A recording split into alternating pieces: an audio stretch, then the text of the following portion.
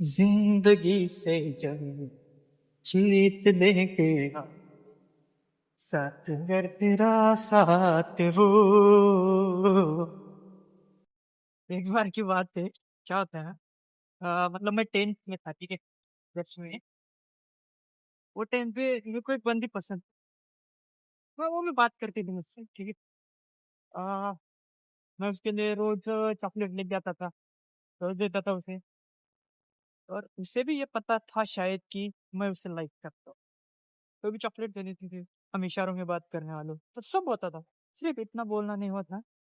या मतलब मैंने उसको कभी प्रपोज नहीं किया, ठीक है।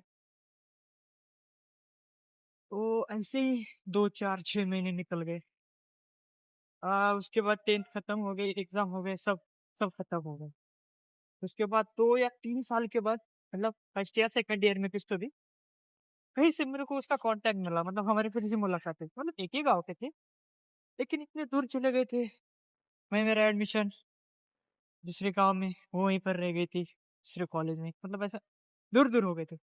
लेकिन 2 3 साल के बाद फिर से हम मिले, कॉन्टेक्ट एक्सचेंज हुए।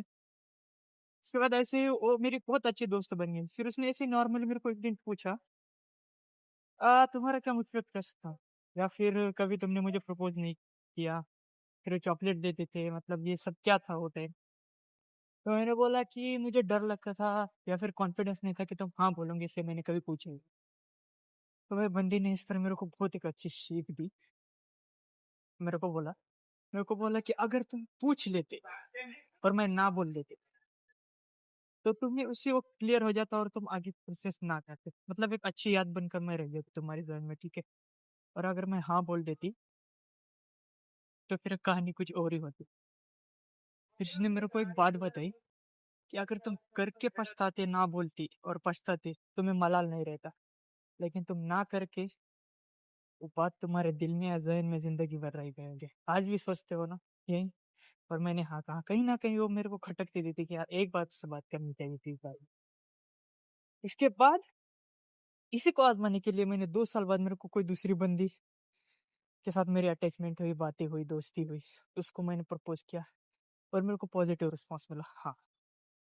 मतलब उसके बाद इतना कॉन्फिडेंस आ गया था कि पूछना चाहिए, उसके साथ भी यही हो रहा था। लेकिन मैंने सोचा, अगर ये बात है तो एक बार पूछ ही लेते। फिर उसके बाद मेरे को एक बात समझ में आई, कोई भी चीज हम कर रहे हो, कुछ जॉब इंटरव्यू के जा रहे हो, कहीं सक्सेस के लिए हम तैयारी कर रहे हो, कहीं एग्जाम के लिए, कुछ भी करो, लेकिन उससे डरो मत कि यार ये नहीं होगा। ओवर थिंकिंग जस्ट स्टॉप करो, उसके निष्कर्ष निकालना बंद कर दो, उसके ओवर थिंकिंग स्टॉप कर दो, बस करो। बस आज यही बोलना चाहता हूँ कि जो भी है, करो।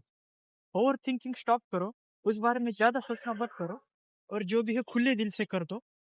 पॉजिटिव आया तो उदय उदो, मजे ही मजे। निगेटिव आया तो रिपीट, रिस्टार्ट। ट्वेल्थ फेल तो देखी होंगे ना, बस वही सेम जिंदगी है। लेकिन अगर एक बार गिर गए तो सो जाना नहीं है।